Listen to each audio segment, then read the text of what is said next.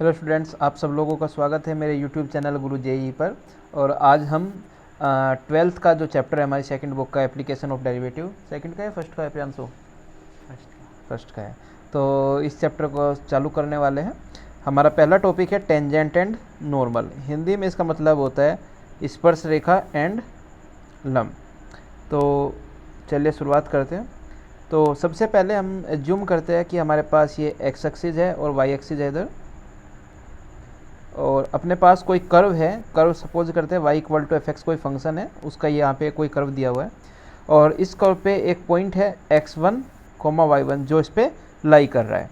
तो x1 y1 पे जो हमारी टेंजेंट होगी उसकी जो हमें इक्वेशन लिखनी होती है वो इक्वेशन क्या होगी।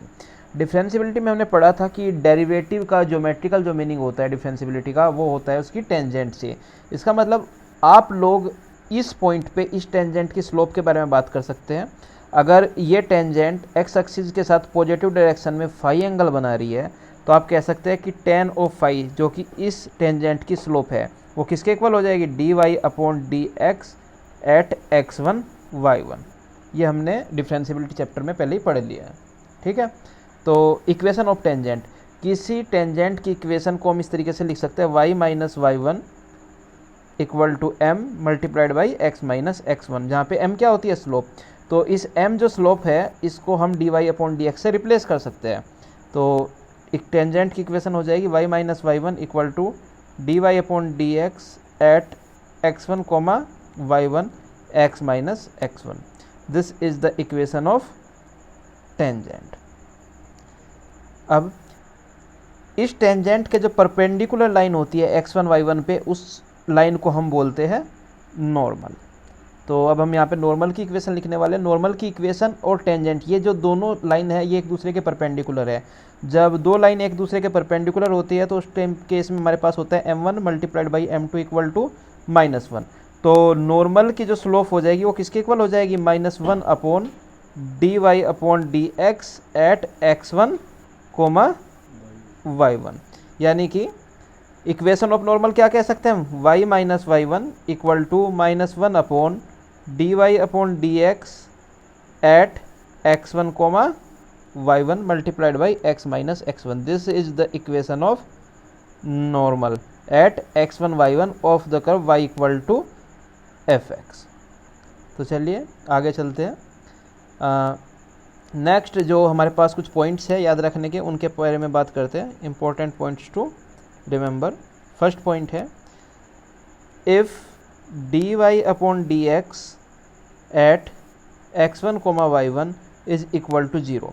अगर हमारी टेंजेंट की स्लोप 0 हो जा रही है तो इसका मतलब हम क्या कह सकते हैं कि टेंजेंट x एक्सिस के पैरेलल है। Tangent is parallel to x axis. भाई स्लोप 0 तभी तो होती है किसी लाइन की जब वो किसके पैरेलल हो, x एक्सिस के पैरेलल। जैसे यहाँ पे ये कोई लाइन थी, इसकी स्लोप 0 तभी होगी जब ये x एक्सिस के पैरेलल होगी। इस केस में एक चीज़ भी और भी हमारे पास, अगर टेंजेंट हमारी, if tangent is parallel to ax plus by plus c equal to 0 के है, तो इस लाइन की स्लोप मैं डायरेक्ट बता सकता हूँ। इस लाइन की स्लोप होगी -a divided by b, minus of x का कोफिशिएंट डिवाइडेड बाई y का कोफिशिएंट। और इस केस में जो हमें डिफ्रेंसिएशन करके हमें जो निकालना था वो हमारी स्लोप क्या हो जाएगा, dy/dx। तो dy/dx इक्वल टू हो जाएगा -a/b के। सेकंड केस है हमारा, सेकंड केस जब dy/dx एट x1 y1 क्या हो, इन्फिनिटी हो। जब ये किसको अप्रोच कर रही है, इन्फिनिटी को अप्रोच कर रही है। या आप कह सकते हो कि dx/dy एट x1 y1 किसको अप्रोच करेगा इस केस में, 0 को, राइट।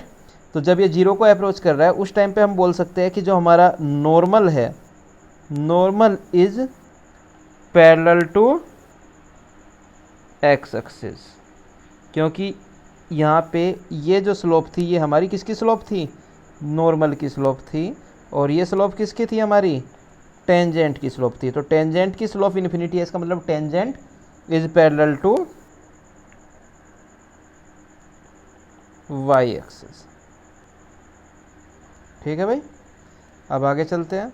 थर्ड पॉइंट पे क्या है, if the tangent at point p x1 y1 if the tangent at point P, that is x1 comma y1, on the curve is equally inclined to the coordinate axis. चलो इसका graph draw करके देखते हैं कैसा graph होगा। मैं let's say this is x axis y axis, और tangent equally inclined होने का मतलब है कि ये एंगल और ये एंगल आपस में कैसा होना चाहिए, इक्वल। या सेकंड केस हमारे पास ये हो सकता है कि टेंजेंट हमारी इस तरीके से हो और ये एंगल आपस में इक्वल हो। तो अगर ये टेंजेंट थी किसी curve y equal to f x की इस पॉइंट p x1 y1 पे, तो इस केस में इसकी जो स्लोप होगी वो कितनी हो जाएगी, ये एंगल 90 डिग्री है हमारा, तो ये एंगल और ये एंगल दोनों कैसे हो जाएंगे आपस में 45, बिकॉज इक्वली इंक्लाइंड है, दोनों एंगल आपस में इक्वल होने चाहिए। जब ये एंगल 45 है तो ये एंगल कितना 135 डिग्री, यानी कि ये जो टेंजेंट है हमारी ये एक्स एक्सिस की पॉजिटिव डायरेक्शन में कितना एंगल बना रही है, माइनस 135 एंगल। तो इसकी स्लोप क्या हो जाएगी, tan of 135 degree, that is equal to -1। ठीक है, सेकंड टेंजेंट इसके केस में देखते हैं। इसके केस में जब ये लाइन हमारी टेंजेंट है इस कर्व की, यहाँ पे कोई पॉइंट था लेट से p x1 y1, तो इस केस में जो हमारा एंगल है वो कितना डिग्री है 45 डिग्री। इसका मतलब ये जो लाइन है हमारी जिसको मैं ब्लू से रिप्रेजेंट कर रहा हूँ वो एक्स एक्सिस की पॉजिटिव डायरेक्शन से कितना एंगल बना रही है 45 डिग्री। तो इस केस में जो स्लोप है वो हमारी कितनी हो जाएगी, tan of 45 degree equal to 1। तो हम कह सकते हैं कि अगर हमारी टेंजेंट इक्वली इंक्लाइंड है कोऑर्डिनेट एक्सिस में, तो इसका मतलब जो स्लोप होगी वो हमारे पास दो तरीके की स्लोप हो सकती है, वो हो सकती है +-1। It means in this case dy/dx at x1 y1 कितना हो जाएगा +-1। ठीक है, नेक्स्ट फोर्थ पॉइंट देखते हैं। फोर्थ पॉइंट में है if the tangent makes equal non-zero intercept on the coordinate axis, मतलब कि कोऑर्डिनेट एक्सिस पे जो इंटरसेप्ट बना रहे हैं वो दोनों कैसे होने चाहिए, इक्वल और नॉन जीरो होने चाहिए। चले देखते हैं। ये लेट से एक्स एक्सिस वाई एक्सिस है और ये हमारी टेंजेंट थी कोई। इस केस में ये जो इंटरसेप्ट है और ये जो इंटरसेप्ट है दोनों आपस में कैसे है, इक्वल। तो जब ये दोनों इक्वल है और ये एंगल 90 डिग्री है, इसका मतलब ये एंगल कितना 45 डिग्री, ये एंगल भी कितना 45 डिग्री। जब ये एंगल 45 है तो ये वाला एंगल कितना हो जाएगा 135 डिग्री। इसका मतलब ये जो लाइन है वो एक्स एक्सिस के साथ कितना एंगल बना रही है 135। तो इस लाइन की स्लोप कितनी हो जाएगी, tan of 135, that is equal to -1। Second case क्या हो सकता है कि जो हमारी टेंजेंट लाइन है वो कुछ इस तरीके से हो, यानी कि इस टाइम पे ये वाई एक्सिस और एक्स एक्सिस दोनों पे जो इंटरसेप्ट बना रही है वो इक्वल है। ठीक है, ये लाइन इसके इक्वल है। तो जब ये एंगल 90 है तो ये एंगल कितना 45 डिग्री, ये एंगल 45, तो ये बचा हुआ एंगल कितना हो गया 135 डिग्री।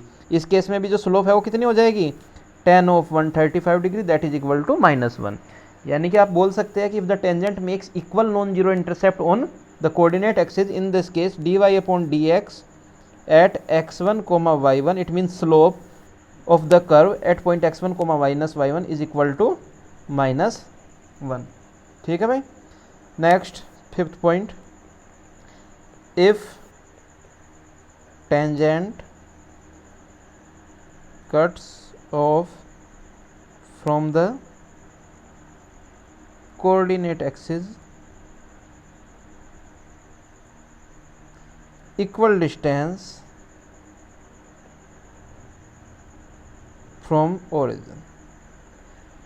इस लाइन का मतलब इंटरसेप्ट के मतलब से डिफरेंट है। इंटरसेप्ट में हमारा जो था दोनों के दोनों पॉजिटिव होना चाहिए था, इसमें डिस्टेंस इक्वल होनी चाहिए। इंटरसेप्ट पॉजिटिव निगेटिव कोई सा भी हो सकता है। इसका मतलब अगर ये एक्स एक्सिस है ये वाई एक्सिस है तो लाइन हमारी ऐसे भी जा सकती है, लाइन हमारी इस तरीके से भी जा सकती है।